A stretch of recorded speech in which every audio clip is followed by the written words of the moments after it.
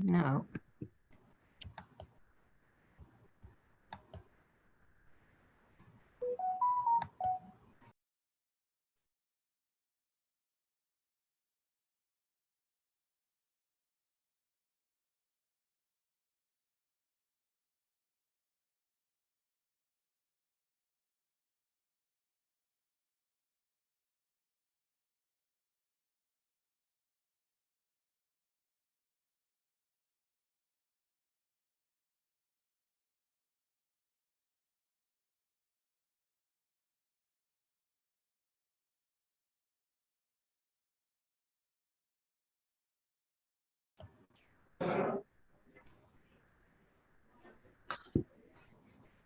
Good afternoon, everybody. Could we go ahead and start taking our seats and we'll get started?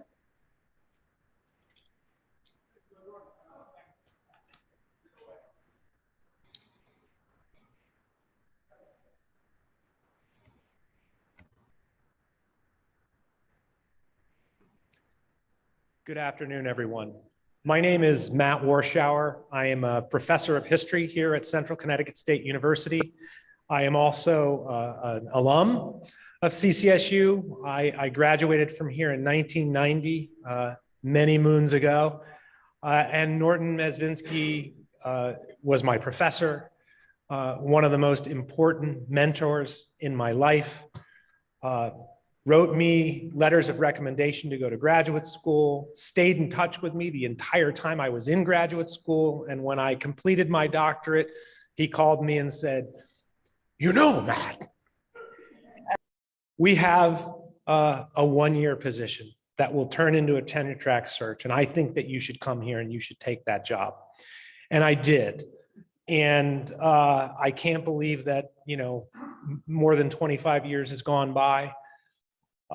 It's remarkable. I came here, so Norton was my professor, my mentor, then became my colleague. It was 6 months into my working here when he said to me, "Matt, you can call me Norton."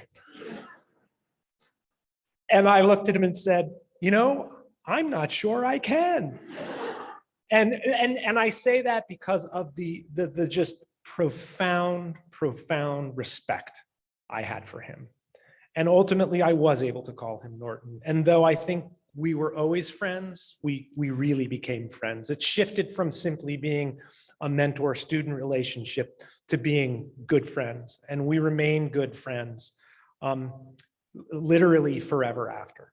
My second book that I wrote was dedicated to Norton and to another one of my mentors here at CCSU, the late Barry Leeds, who was another towering figure in the history of CCSU. But Norton, it never failed when I spoke to him, whether it was in person or on the phone. He always began every conversation and ended every conversation with asking how my wife Wanda was and how my girls were. And it wasn't just a passing, "Oh, by the way, how's your family?" He wanted to know how my family was. And this is the kind of man that Norton Mezvinsky was. I mean, such a tremendous heart, such a tremendous intellect, such a tremendous talent.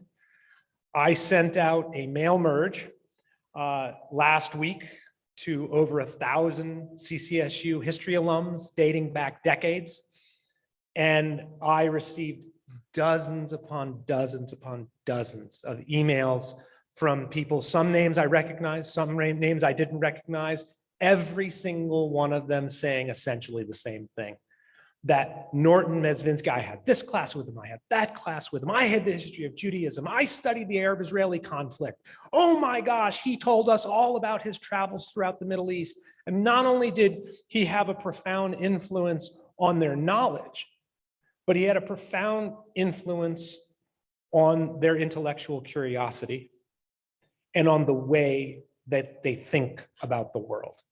And this goes on to this day, students said. I still remember his class like I was in it yesterday. One of the students wrote me and said, oh, his Jay Gould lecture. And if so, some people laugh and say, you know this. I remember this lecture like it was yesterday, because he would tell the story of Jay Gould during the Ulysses Grant administration and how Jay Gould cornered the gold market. And he would talk about these remarkable people who created the Industrial Revolution in the United States. And he would say, I have to step back for this, because he would say, they had voluminous imaginations. And every single talk that the man gave, whether it was in the classroom, whether it was sitting in his office with him doing an independent study, whether it was going to one of his many lectures in which he invited people to the university who he diametrically opposed in their views, but felt it important to give them a fair stage and then demolish them on that stage. Everything he did exuded passion and intellect and charm and that gigantic heart that he had. He was simply a remarkable man, a giant. And today, even though Andrea, his daughter, is sitting here blubbering away in the first row, she promises she's going to tell us some jokes too. Your father was a remarkable man, Andrea, a remarkable man. And this is not a day for sadness. This is a day for joy. This is a day for the celebration of a unique man's life. We shall not see his like again. So I get the great honor of welcoming you all to CCSU. This room, Founders Hall, is where all of the past presidents of CCSU, we have their portraits up here. We have a very good-looking man here named Dick Judd, who was president for a long time. There is his portrait. He and Dick, he and Norton were fast friends and confidants. I don't think there was a day in the last, 30 years that Norton did begin his day by calling Dick and talking in the morning. So this is the place Norton lectured in this hall so many times. He invited so many people to lecture in this place. When he decided that he was going to retire after 43 years of teaching at Central Connecticut State University, I, along with a number of other people, organized a last lecture where before he had retired, he came and he gave a lecture here about the meaning of his time at CCSU and his what he had tried to do over the course of his lifetime. And then we had a lovely reception out in the Founders Courtyard, and we sent him off into the world of retirement. Norton Mezvinsky retire? No. He remained active. We'll hear about that from his close friend Don Wallace today, but he stayed as active as he ever was and as intellectually engaged as he ever was. Probably about 6 years ago, he called me and he was very concerned about the peoples of the Middle East and about Syria in particular before it went into full civil war. And he had met with Bashir al-Assad, the president of Syria, twice in one-on-one conversations to talk to him about the future of Syria and the future of the Middle East. And about 6 years ago, while the civil war was going on, he called me and said, Matt, I'm thinking I should fly to Syria and meet with Bashir al-Assad. Now, at this point, he was 85. And I said, Norton, it's an active war zone. You can't go to Syria. I know, my daughter and my friends tell me that, but I really feel like I need to go. And why did he feel like he needed to go? It wasn't for It wasn't anything he needed to do for himself. It wasn't vanity. It wasn't his, I'm an important professor and I'm an important player in the world of Middle Eastern politics. It was because he hoped that he could make a difference. That's the only reason he wanted to go. And that is Norton Mezvinsky, a man of profound peace who engaged really the world in an attempt to find peace. So with that, I am going to welcome to the podium Edward Mezvinsky, who is Norton's younger brother. And I only met Ed for the first time, but I was hoping that I was going to get a little bit of the Norton Moses look with the full beard and the hair. And you're far too clean cut, right? Ed, please.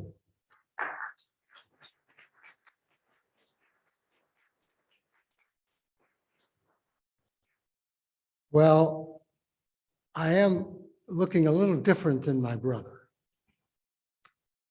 But first, let me thank Matt and the faculty here for this event. It's very moving. It's very meaningful. I see faces and voices that I talk to, and it reminds me of my brother, the whole impact, which you just briefly heard from Matt, about what it meant to spend 43 years on this campus. And yes, it's fitting that we have this memorial here and that we have it in this room where speakers would come. Dick Judd was the president, of course, and they would come and they would debate and they would argue. And my brother would act as an intermediary at times. But he would do that the same way that he was an intermediary in our family, because we had to face that. But why it's fitting it's here is because he believed that the university represented academic freedom and that it was a beacon on the hill. It was a beacon on the hill that we all, when we went to school, we prided ourselves at looking at that beacon on the hill. And so, what about Norton Mezvinsky? What about his background?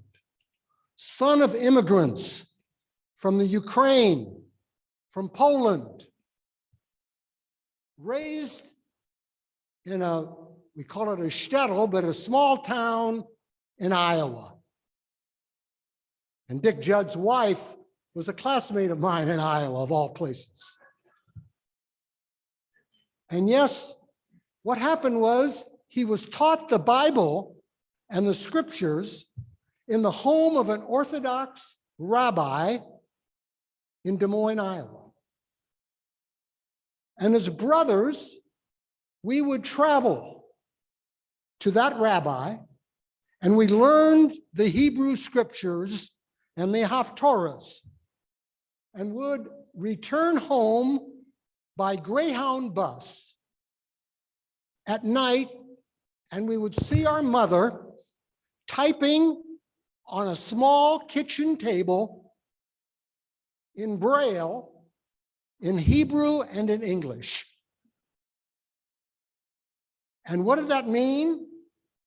We learned to appreciate and understand the frailty and the preciousness of human life.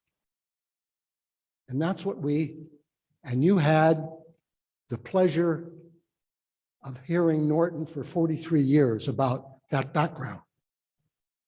And also, that was brought because we were raised in that environment where our parents would go to Israel and support an orphanage.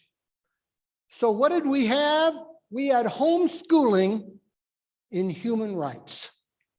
It was homeschooling. That's what we looked at. That was the tradition that Norton had his whole life, and that he instilled in those of you that I've talked to now tonight and many others here on this campus. It was a special event. And for Norton, the ultimate measure of a person is where one stands at times of challenge and controversy. And that's what he dealt with on this campus. And you heard Matt describe some of the events that they had the pleasure of having here.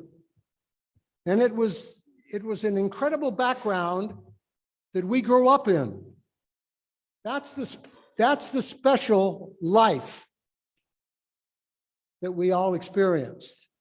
But little did we know that our heritage would come back, and we see with us today what they're fighting for in Ukraine, and Norton would follow that every day of his life in many ways. But he wrote a book that was written and translated in 5 languages. And it was called The Jewish Fundamentalism in Israel. And Don Wallace may talk because of the think tank that they had, that was a part of Norton's tradition. And really, what did he say in that book? He said, to my knowledge, the history of no one group or collective ideas is totally positive and without blemish.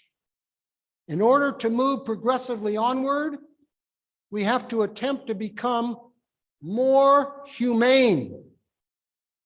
It is sometimes necessary to criticize, perhaps harshly, the past and the present, that on balance, we actually love.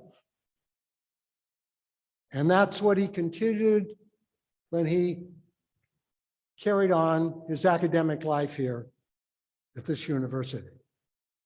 So to my brother Norton,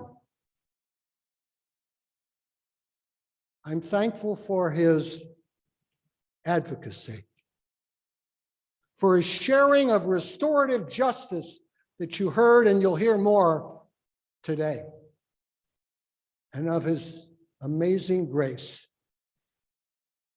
So my dear brother, we're here today to say we love you. We miss you.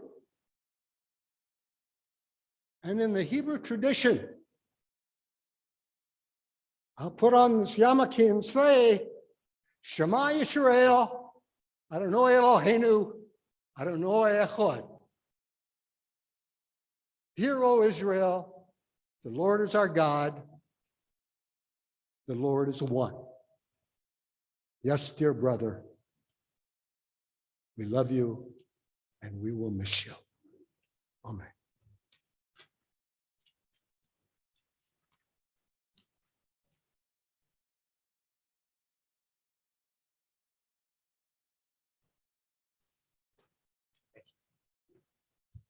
Thank you very much, Ed. It's now my pleasure and my honor to introduce Norton Mezvinsky's daughter, Andrea.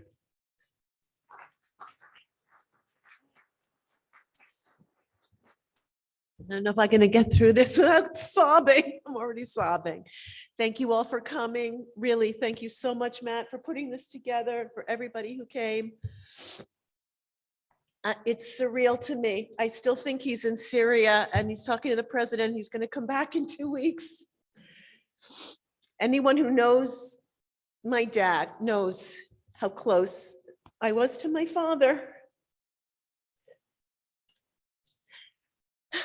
I'm not going to talk about his profession. I'm going to talk about him as a father, because he was my rock, my hero, my chauffeur, my financial accountant, my financial support, listener, life mentor, friend, guardian, teacher. But most of all, my dad was there every time I needed a hug. He'd always say to me every night, Andrea, call me anytime. It doesn't matter. I have the phone right by my bed. Just call me. Middle of the night. I don't care. He loved being a father, and he loved being a grandfather. He was so proud of my son, Josh, and he was so proud of me. The story goes, when I was born, He was so excited. He was so happy. He didn't know what to do because he was just, you know how he was, right? My mom said he just got into the car, and anyone who ever was in a car with my father knows what an odyssey that was. And he was like, I have a baby girl, I have a baby girl. And he just drove to Ames from Des Moines and back 2 times because he didn't know what to do with himself. So much passion and energy my dad had.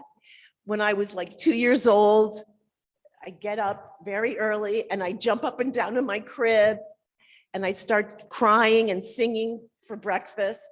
And I would sing, who will get up with me? I'm a little bit hungry.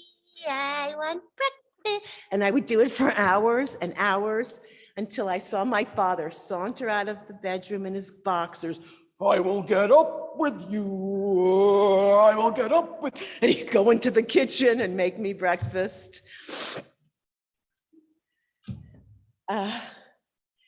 You know, he was a sugar daddy. Okay, I'm a daddy's girl. He was a sugar daddy. I'd see him every Sunday and he'd pick me up in his car and he'd take me wherever I wanted to go. He'd take me on drives down the Hudson River to see the cranes. We'd drive to Bear Mountain. He'd take me to cool New York City 70s hot spots like Maxwell's Plum, where we'd meet girls.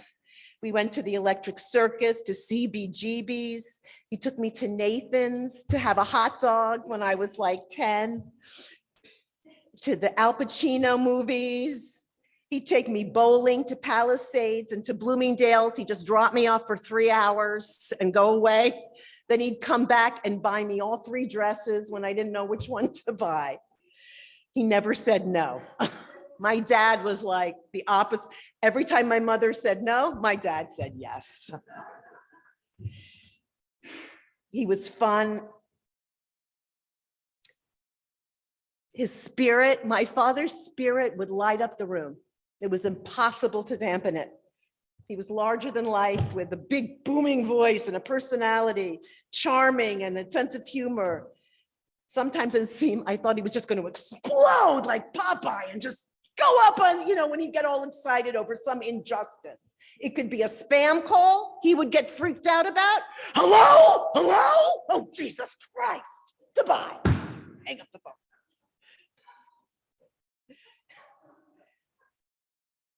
To hear him curse was like unbelievable because he never cursed, right? Never. But he'd get behind that wheel and it would start. Oh, Jesus Christ, oh, shit.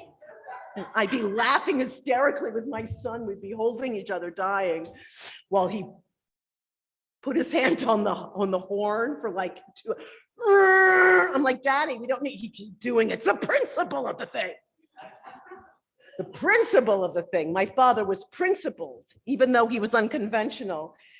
He was deep and full of contradictions. He didn't fit into any mold. I remember when he was being treated for cancer and we went, one oncologist, and he said, you are not textbook. And I thought, that's perfect for my dad. Captured him perfectly. Not textbook, unconventional, but principled, a man who valued his freedom above everything, but he was disciplined and moral and full of integrity. He was a crazy risk taker, but refused to spend an extra penny on groceries and was the biggest stickler for details. He was full of it, full of energy and vigor until the very end. I remember on the day he had this radiation treatment, we came home from the hospital, it was like midnight. He had to write an op-ed to the New York Times about Ukraine. Biden wasn't being aggressive enough. My father was gonna change that right then and there.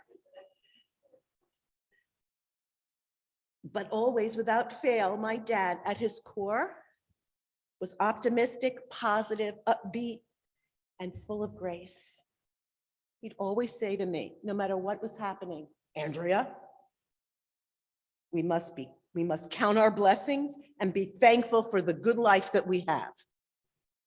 Always. And that was one of the biggest life lessons that he imprinted on me.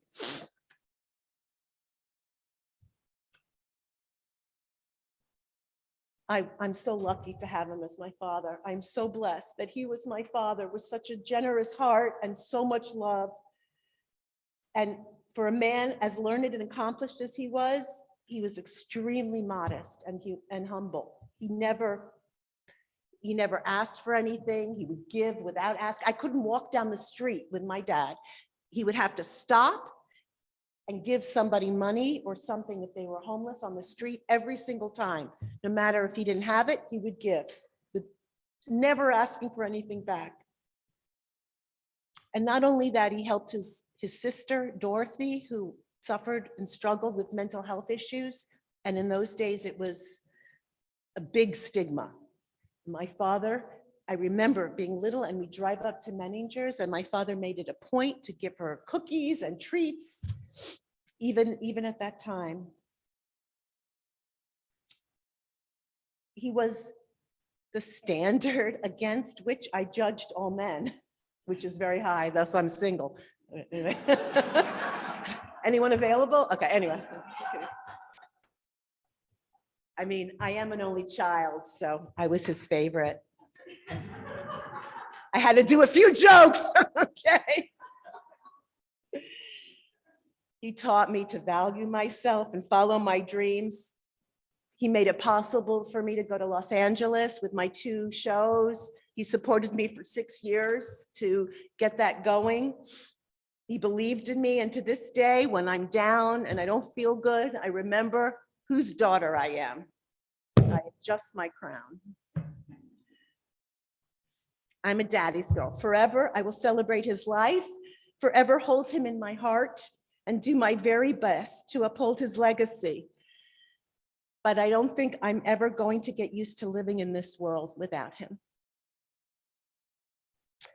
Okay, thank you. I'm going to read a little bit of a poem that Robin printed out that everyone has. I'm just going to read the end, which says, "Let us not look for you only in memory, where we would grow lonely without you.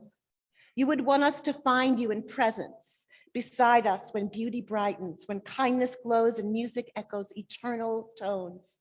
When orchids brighten the earth, darkest winter has turned to spring. May this dark grief flower with hope in every heart that loves you. May you continue to inspire us, to enter each day with a generous heart, to serve the call of courage and love until we see your beautiful face again in that land where there is no more separation, where all tears will be wiped from our mind, and where we will never lose you again." I didn't write that. Okay. Thank you. Thank you, Andrea. It is now my honor to welcome to the podium President Emeritus of Central Connecticut State University, Dr. Richard Judd.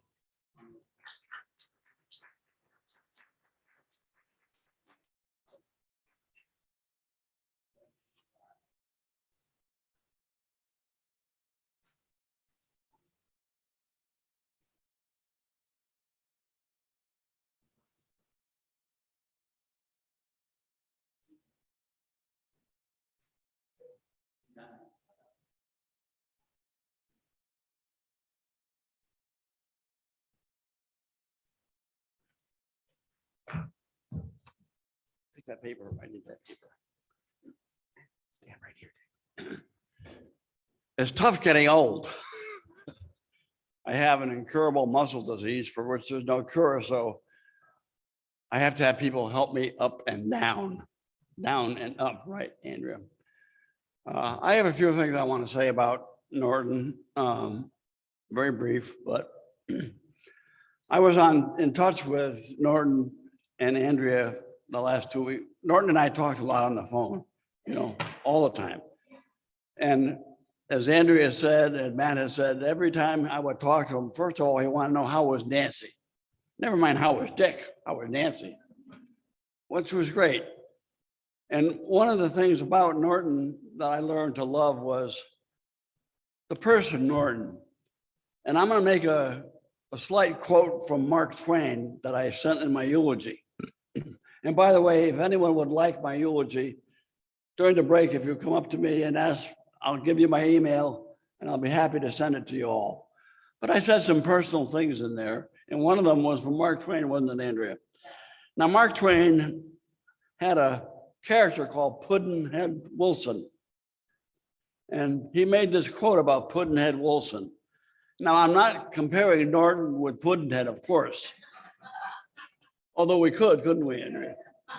But at any rate, Twain said this about Pudd'nhead Wilson. He said, quote, "Few things are harder to put up with than the annoyance of a good example." And doesn't that fit your dad? Perfectly. So there was our Norton. Not the Pudd'nhead Wilson guy, but he was always annoyed about something and he would tell you about it. Well, what did I learn from Norton as president of this university? I learned, number one, to respect his enormous love for people and for peace. And so Norton taught me as president. I mean, I became the first vice president of the International Council for Middle East Studies, and you're going to hear from the chairman of our board. Now, I didn't know much about Middle East studies except what everyone generally knows about it, but Norton sat down and taught me about what I needed to know. And it was, a wonderful lesson of life for Norton. But today I want to mention three things about Norton that you need to know. Now, you talked about his driving, and I was in the car many times with Norton. Now, did you all know that he was a taxi driver in New York City? That's why he was a crazy driver. And so he went through a lot of different, when he came from Iowa, of course, from the corn country, he had to do something to make a living, and he drove a taxi. That was our brother Norton. But I also want to talk about a little bit about Cyprus, because Norton and I spent a good deal of time there. And if you may remember from history, Richard the Lionheart conducted an unnecessary war in the Middle East to make them Christians. Well, that was sort of stupid in my mind. But Richard the Lionhearted got married in Cyprus. Now, Norton and I spent a lot of time on that divided island. The Greeks own half of it and the Turks own the other half. And Norton and I, one time we visited over there, we were having a cocktail with some Turkish cheese in Kyrenia, which is a beautiful little town in the Turkish part. We're sitting there, we all had sport jackets on, and the president of Cyprus, Mr. Denkosh, is entertaining us. And his jacket flew open like this. And all of a sudden, there was a 38 there. I said, "Mr. President," I said, "are we in danger?" He said, "Oh, yes." And I looked at him, I said, "What do you mean, oh, yes?" He said, "Well, I have some guards around, and I've got this pistol. If they come in, I'll shoot them." I said, "Well, you may shoot me too." He said, "That's possible." So I said to my wife, who was with us at the time, I said, "Well, eat some more cheese, dear." It may be the last. But anyway, what happened in Cyprus? The island is still divided, but Norton and I and Bob Brown, who's now deceased, the Dean of Arts and Sciences, we met with both sides of the agenda. And actually, we formed a plan to have part of the island governed by the Turks and part of it governed by the Greeks. Now, you might say that couldn't happen. Well, we did. They finally agreed to do it. They signed the papers, and we went on and said, "Boy, we really did something, didn't we?" Well, anyway, as you know, the island is still not settled. And I told Norton, I said, "Well, I guess we failed on that one, but the idea was still there to have a dual governance of that island, which someday may come about. But right now, as you know, things are very unsettled over there. And one of the things we learned while we were there was that off the coast of Cyprus are massive oil and gas fields. And guess what? Everybody wants a piece of it, including the Greeks, including the Turks, and Lebanon, Israel. They all want that natural resource. So Richard the Lionheart, who did that terrible crusade over there, married in Cyprus, as a matter of fact. But Norton was bent on hell, I might say, on settling that island and making it peaceful. And we went back there several times. Unfortunately, it's still not settled. So what do I think about Brother Norton? I consider him a brother. In the last week of his life, I was on the phone with him practically every day. Now, some of you may know that I'm a specialist in emergency medicine. And as I listened to Norton while he talked to me on the phone, or I talked to Andrea, I said, "Time's winged chariot is going to swing by and pick him up. And of course it did. And the last few days, all I could do would be to talk to Andrea or Ed about Norton, and I knew that the end was close. So all I said to him, thank you, Norton, for blessing my life, for being a colleague, for being the intellect that you are, for being the tremendous human being that you are, and that you help shape the focus of my presidency very much. Thank you.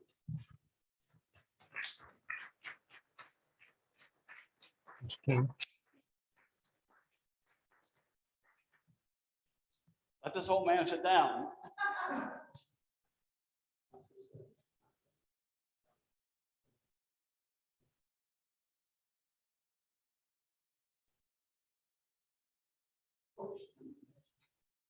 Oh, by the way, I wanted to say one more thing. Would you all give a hand to Matt Watertower?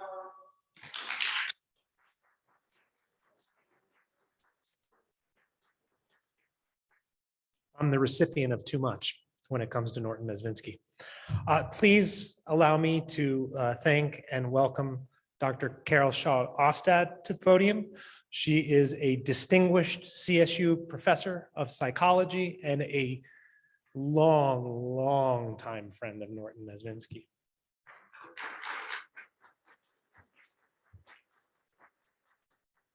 Thank you. And I'd like to start with a quote that actually Norton and I talked about sometimes. When the time comes for us to step down and leave our seat empty, we should leave behind beautiful memories for those who continue to travel on the train of life.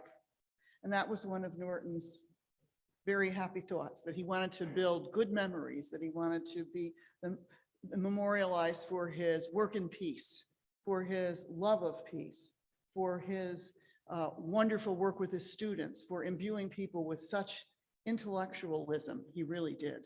So Norton did just that. I've been at CCSU for 36 years, and I can't remember a time when Norton was not in my academic life here at CCSU. You know how most of the time you say, oh, I remember the first time I met him. I don't. He was just always there. He was a presence. I mean, he was doing talks. He was talking to us about certain things. And then our friendship built over the years. So as we became closer friends, he enriched my life more and more, as he did for all of his friends. So what memories did Norton bring to our lives? I can't count the ways, there are so many, but he opened the eyes of many about the state of the world and the need for peace and social justice. But I'll just scratch the surface with a few particular ones. I loved hearing his solo insightful talks and presentations about the Middle East. I loved his countless programs and international guest speakers that he brought here. I love the intense and meaningful conversations in those programs afterwards when he had dinners for the guests. And at that point in time, we would just talk about issues, very intensely. Remember that? Hey, I really loved hearing his courageous and witty confrontations with those who tried to silence his voice and who disagreed with him.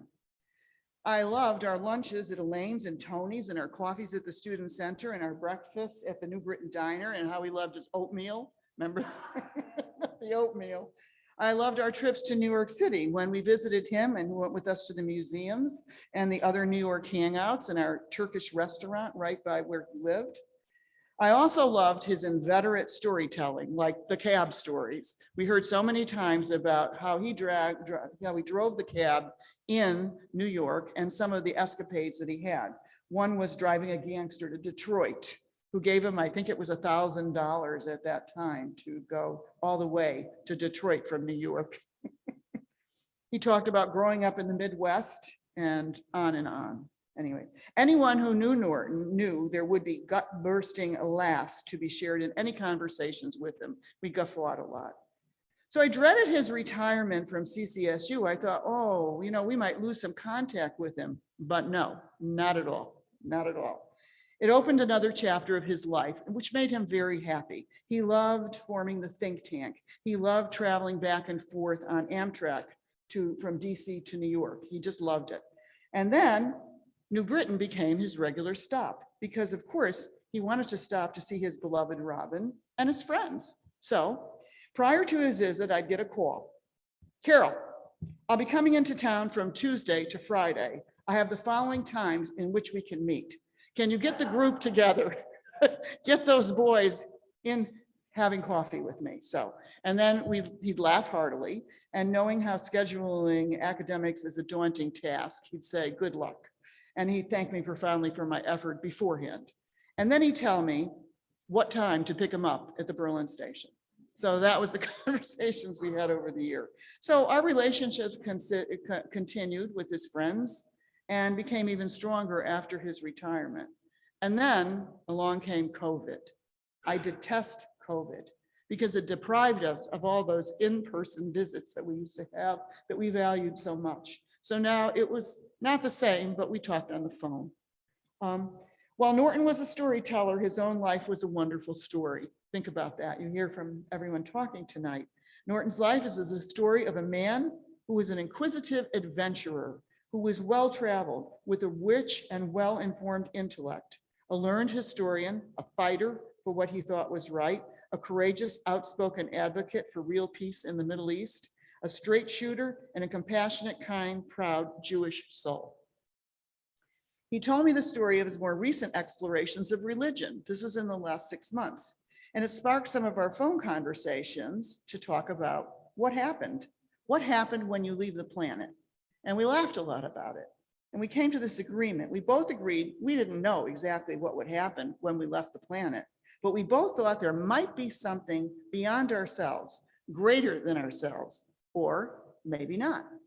And if not, he said, if there were not, we wouldn't know. But if there were, it didn't hurt him to be active in a synagogue. And I laughed a lot about that.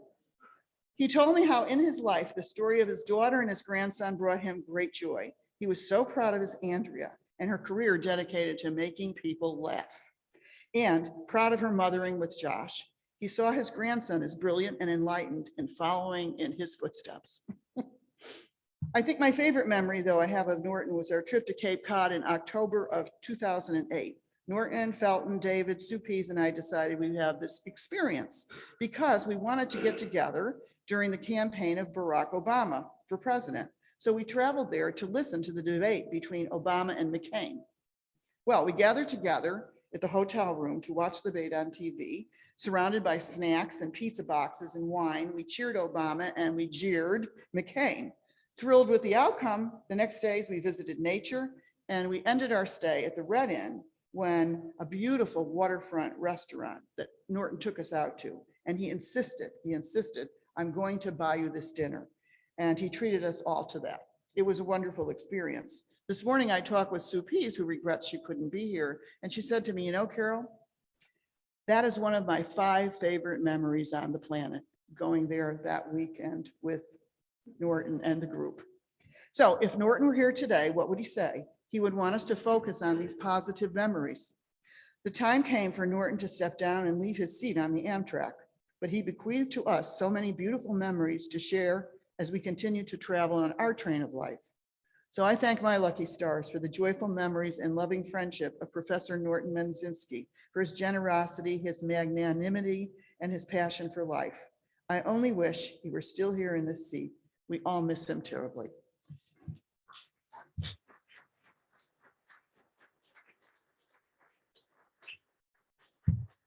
And it's now my pleasure to invite Dr. David Blitz, a professor in the philosophy department, and again, a very, very long time friend of Norton's. Thank you, David.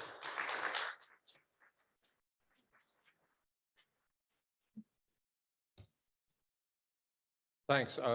I handed out to some of you the handout for the class today. These days, we find our classes not quite as full as we would have expected, and I really underestimated the number of people who would be here today, but I do have some extra copies for those of you at the end. I first knew Norton through our common interest in the Middle East and the problem of the Israeli-Palestinian relation. But if you note from the little handout, Norton had many roles and could be found in many places. I do research on Bertrand Russell, the English philosopher, logician, and peace activist. And one day while at the Russell Archives at McMaster University in Ontario, I was going through the file on the Middle East It's quite thick. Russell had many things to say about that. And sure enough, there was Norton Mezvinsky as the executive director, excuse me, of the American Council for Judaism, writing to Russell's Bertrand Peace Foundation in the aftermath of the 1967 war. You can see from the letter Norton's concern to break the link between Judaism and Zionism. Norton was a very proud Jew and had a spiritual attachment to the religion in his own interpretation, of course. But he was a very strong and principled opponent of Zionism. And the notion that the two were somehow identical or that one implied the other. That had implications for his views on the question of Israel and its relationship to the Palestinian question. And I can well imagine, I'm going to have to take a bit of a flight of fancy here, Norton in the mid-1940s, during the time after World War II, when the status of Palestine was being debated and the Anglo-American Commission of Inquiry was being held. And he was probably, I'm certain, interested in the binational proposal made by Martin Buber, the leading Jewish philosopher of the time, Judah Magnus, an important leader of Reform Judaism in this country, and of course that fellow with the funny white hair, Albert Einstein, all of whom defended this notion of a binational state.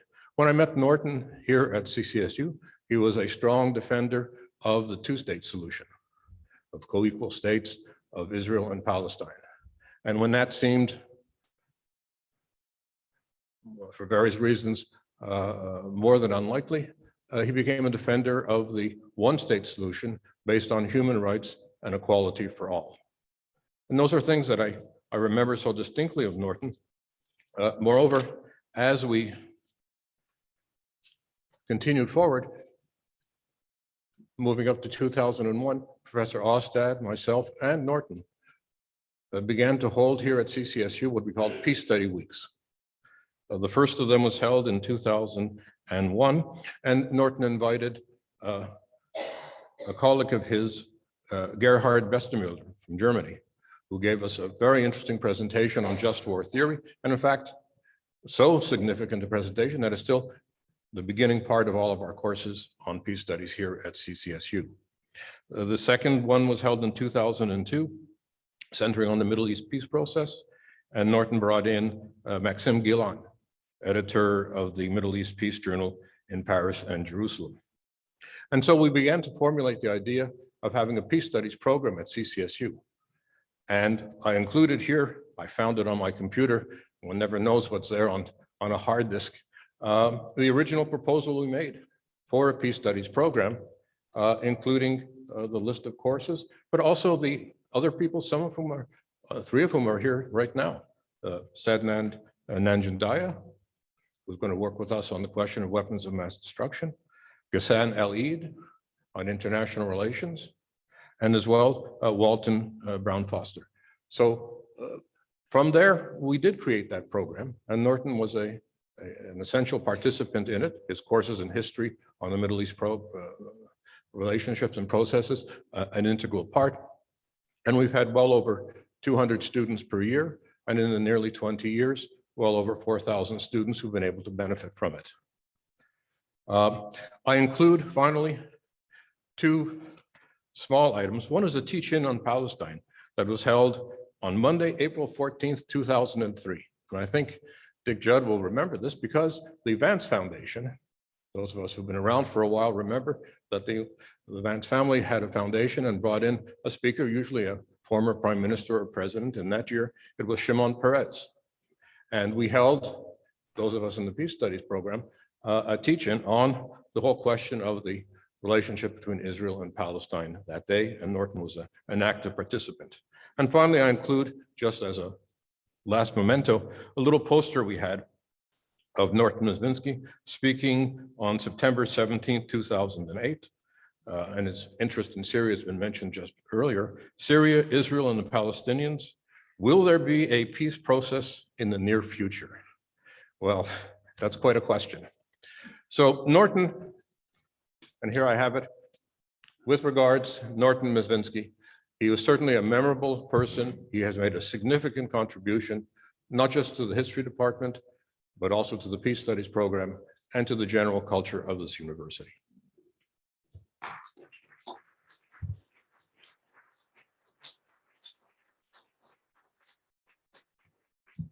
Thank you, David. And then to our final speaker this evening, most welcome to Central Connecticut State University, Dr. Don Wallace, a friend of Norton's in the Media Studies Institute. He is emeritus professor of law at Georgetown University and the chairman of the International Law Institute. Don.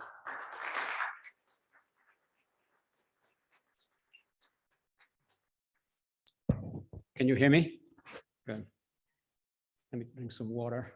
I suppose I've been picked last because I only know Norton for about 10 years. I knew him at the latter part of his life. Okay.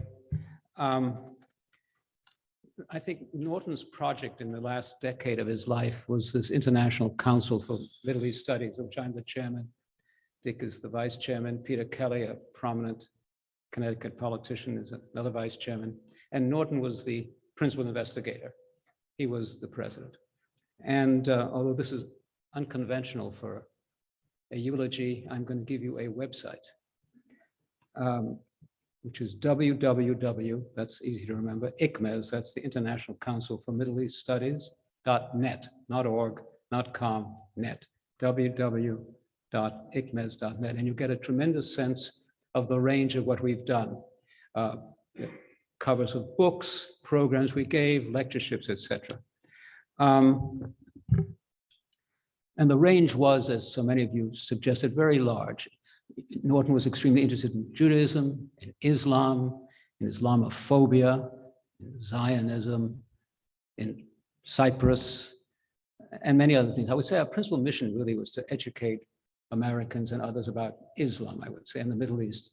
However, as we got going, we got into projects on anti-Semitism, the idea that if you did not like Bibi Netanyahu, you're an anti-Semite. That was an easy one to take care of.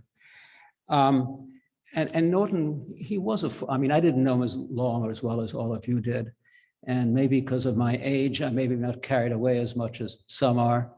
Norton was a very forceful person. He really was a very forceful person. He certainly enjoyed, he didn't avoid controversy, he would enjoy it. You know, he moved from the idea of a two-state solution to a one-state solution. So I don't think it's a solution. I'm a law professor and I believe in UN Resolution 242, but Norton felt it strongly.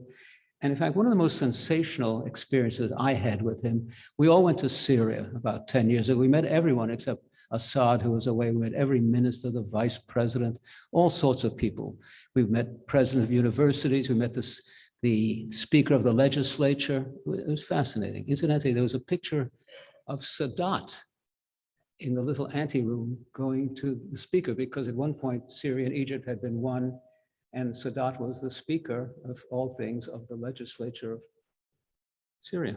In any case, we went to something called the Al-Fatah Institute, presided over by a very charming man called Sheikh Farfour, I would say close to a leader of the Sunnis in Syria. And as you know, the Assads are Alawites, they're Shia. And Farfour was really a charming man. And so we met in this room, and they were Muslim, I would say. They were not entirely Syrians. They wanted to converts, a Brit who'd become a Muslim, another one who was the presider over 3,000 books that Farfour had published. It was basically Muslim scholars.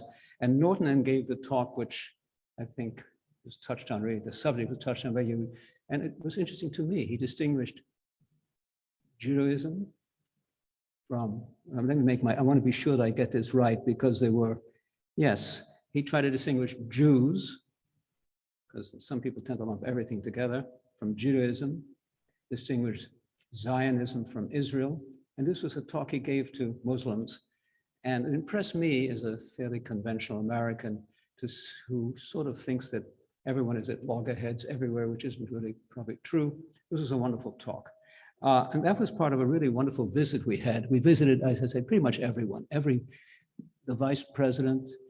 I remember she was a woman, she'd been the minister of culture, and I remember her saying, you know, we love you Americans, we don't like your policy. And I didn't think she really meant that. I think what she really was saying was she was very disappointed in our policies. And as I was leaving, I'd gone to Harvard Law School. She took me aside and she said, how is Professor Kissinger? This lady was the vice president of Syria, because she had taken a seminar with Kissinger when she was here. In any case, we saw everybody. And at one point, we were going off to see one of these, I don't know, the dean of the Sharia school, or a minister, or maybe the speaker. And so Norton arranged for us to have a driver, and I never forgot, because it was the Mufti of Damascus. He was our driver, driving his BMW. And I sort of thought, I've also heard the story about Norton driving a cab to Detroit, but I thought being driven by the Mufti of Damascus, there is justice in this world.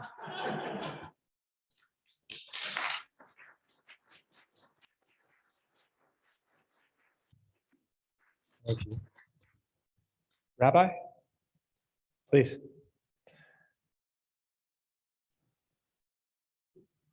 Rabbi, we are going to end this evening with the traditional Kaddish prayer. Before we do that in just a moment, I'm going to let the entire program finish with that. Please stay for a little while, have some refreshments that are supported by the Middle East Institute. So thank you for that, Don. Please also, there is a book over in the corner. If you would just sign your name and tell us a little about your relationship with Norton, that would be lovely. Okay, thank you so much. Rabbi, thank you. I'm just going to say the Kel Molei Rachamim prayer. I'm going to say it first in Hebrew, and then I'm going to translate it into English. You can remain seated. Kel Molei Rachamim shoichein b'mroimim hamsei menucha nechoyne tachas kanfei ashchina b'malus kedoshim utahirim kezoya harakiyam azhirim es nishmas. Would you know Norton's Hebrew name? Thank you. Es nishmas Naftali ben Avram sheholach lo ilamoy began Eden teheim menuchasoy lechein bal harachamim yastirehu b'seisa kenofav lo ilamim v'yitzro b'tzor achayim es nishmosoy Hashem hu nachlosoy v'yanuach b'sholem al mishkovoy v'noimar omein. Merciful God, who dwells on high, grant true rest upon the wings of your presence in the exalted spheres of the holy and pure, who shine as brightly as the sky, to the soul of Norton Mezvinsky, who has passed on to his place in the next world. May his rest be in the Garden of Eden. May the All-Merciful shelter him with the cover of his wings forever and bind his soul in the bond of life. The Lord is his heritage. May he rest in peace, and let us say, Amen.